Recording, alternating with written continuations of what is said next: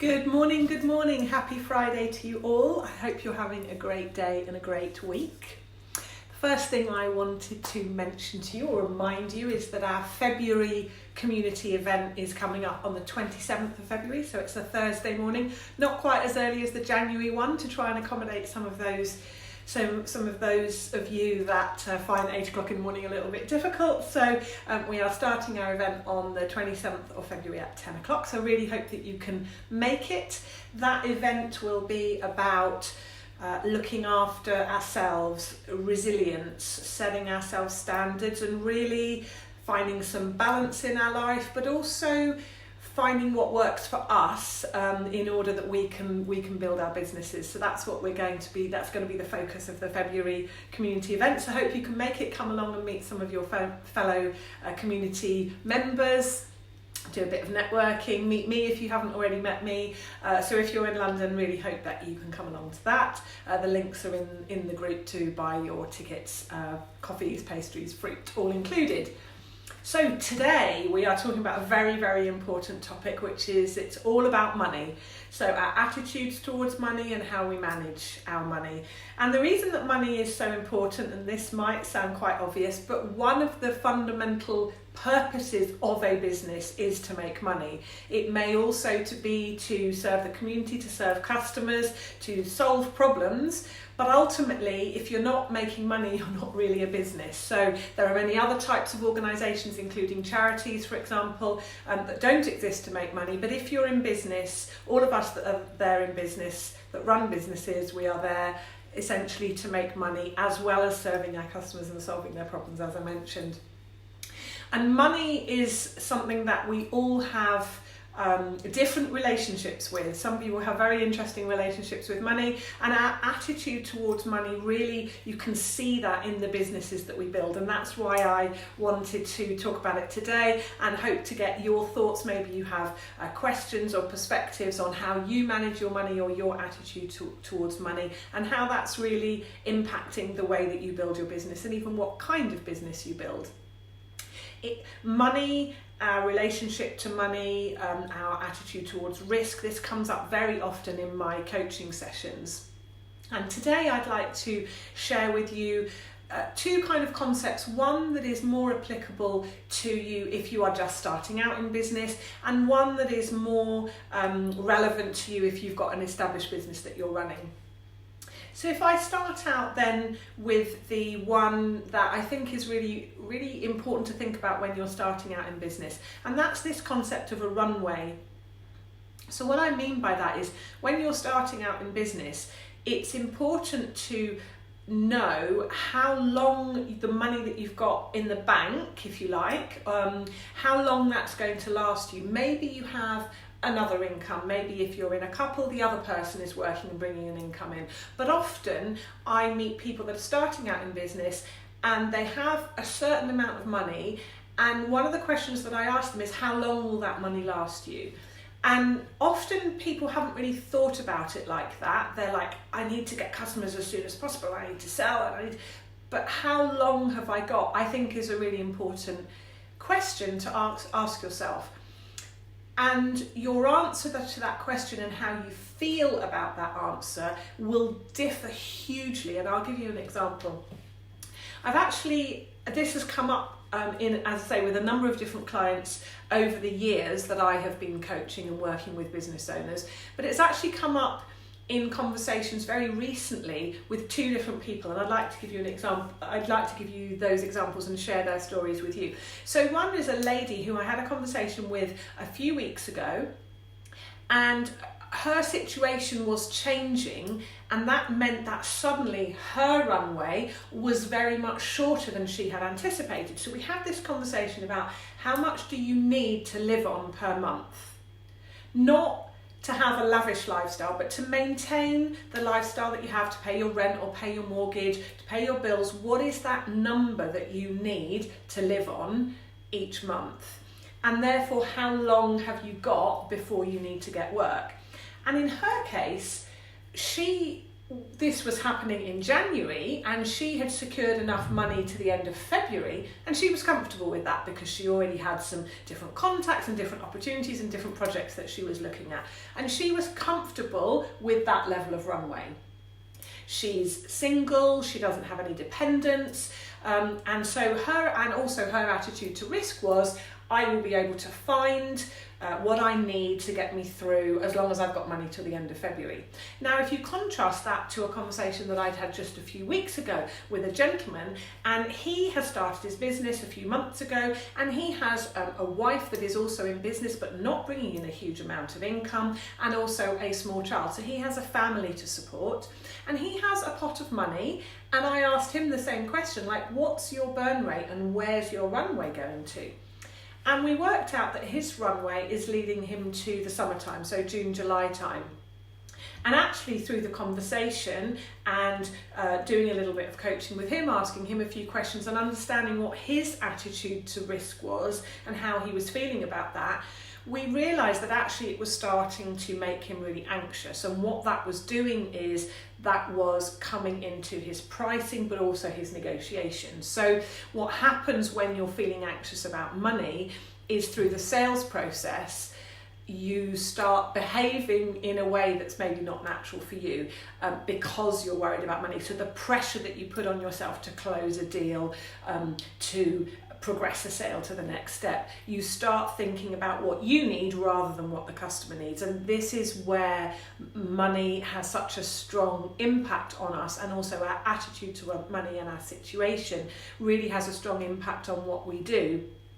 And what happens then is we start thinking about ourselves, as I say, rather than the client. So what we came to the conclusion for him is that we did need to start looking at other sources of income, maybe alongside his very new business that he's just starting up and establishing and getting the messaging right and building up a prospect bank. Is there a way that you can do that in parallel with bringing some money in? Because in my experience, that as that runway shortens, depending on your comfort level, as I say, with the lady, she was quite, she felt quite comfortable with a 6-week runway. And for this gentleman that I was speaking to, a few months was already feeling quite uncomfortable. Now, that comes down to a couple of things. One is obviously their particular personal situations, very different. One with a family, one not. One with dependents, one not. But it also does come down to your attitude to risk, how quickly you feel able to access opportunities and other projects and other sources of revenue. Just ultimately comes down to how we feel about money and how we feel about our ability to generate it. But the reason that I bring this to you today, even if you're not in that situation where you're just starting out, is that I find many people struggle with how to price their services, and the more they have a difficult relationship with the money, the more that might be the case. And so when you're looking at your pricing and when you're looking at how you're selling, remember to ask yourself about your attitude towards money. How much is potentially childhood experiences or experiences earlier on in your life around money, around value, around pricing? What are those things that are impacting you and your ability to price, but also potentially more importantly to negotiate? What we don't want is that feeling of desperation. I have to close this deal, otherwise I'm not going to be able to pay my mortgage. And a lot of business owners get themselves into that situation, and then it's very difficult to get perspective on that and really do the right thing for your business, but most importantly your client. So I'd be really interested to hear your thoughts about money, how that's impacted your business and the way that you price and negotiate. So then let's move on to the second concept that I kind of wanted to share with you, and that's around established businesses. So when you have an established business, I always ask people, do you know your 3 numbers? And I'm going to tell you what those 3 numbers are. There are many, many numbers we can track in business, many numbers that are important, but really for me, in terms of finances and numbers, it really comes down to 3 essential numbers.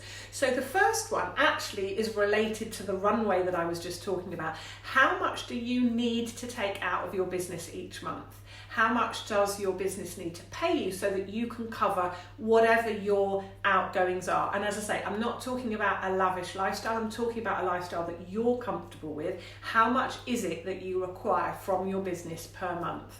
That's the first number. The second number then is what's your business burn rate? How much does your business cost each month in terms of its running costs? So in terms of salaries, in terms of what you pay outsourced contractors or suppliers, in terms of if you have an office or a location, in terms of any plant or machinery that you might have. What are those, if you like, fixed or regular costs, utility bills, council tax rates, etc. All of those things that your business needs just to keep the lights on. What is that number? And I am amazed at how many people, when I ask them that question, that they have no idea.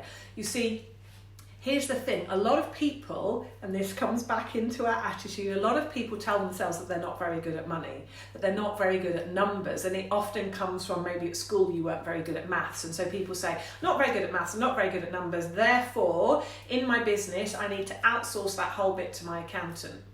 Now, your accountant is there to do your tax returns, to do your books, and to do your what's called compliance. So your accountant is there to make sure that you are compliant with the HMRC rules and regulations. The accountant is not there to run your business. And I often find people that don't think they're very good at numbers or aren't maybe very comfortable with numbers kind of abdicate the whole responsibility for the financials to their accountant. That is a huge mistake.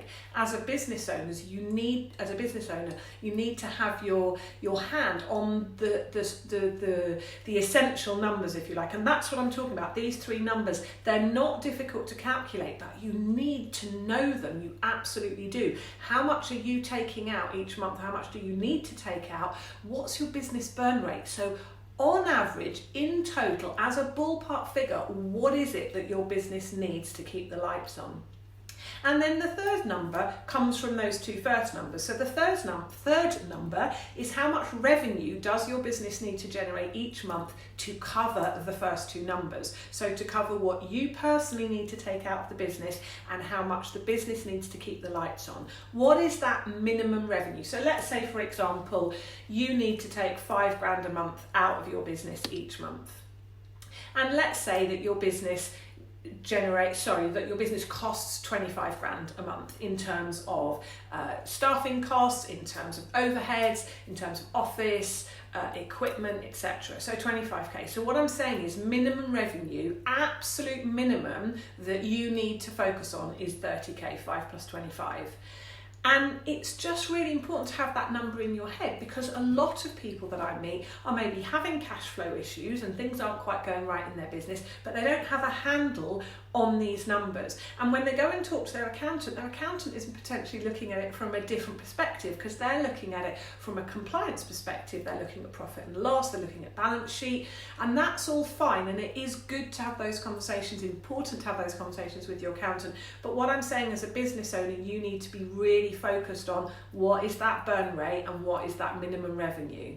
Yeah, so each month when you pass that minimum revenue, now you're going into a point where you're making profit, where you are potentially in a situation to be able to invest, to employ more people, take on more services. But if you don't know what that number is, you're going to make bad decisions potentially. You're going to invest when you can't afford it. You're going to give somebody a pay rise just to kind of keep them sweet. You're going to do all kinds of things that you're not doing in the full understanding of what's really going on. So for established businesses, it's really important for all businesses, but particularly once you get a bit established, you need to know those 3 numbers. So how much do you need personally? What is your business burn rate? And what is the minimum revenue to cover those 2 things? So, handing over to you then, what is your attitude towards money and how does that impact how you price, negotiate and how you build your business? And how do you manage your money? How do you manage your finances in your business? How do you do that? Do you have a spreadsheet? Do you have some kind of software system? How do you manage your money and how do you feel about managing your money? Is it comfortable for you? Is it uncomfortable? Is it kind of a boring admin task or do you see it as an essential part of running a business? Ask me any questions, put any comments below. Hope that's given you some food for thought on this beautiful sunny Friday. Hope you have a wonderful rest of the day and a great weekend. Look forward to seeing many of you on the 27th of February. Have a great weekend. See you next week. Take care. Take good care. Bye now.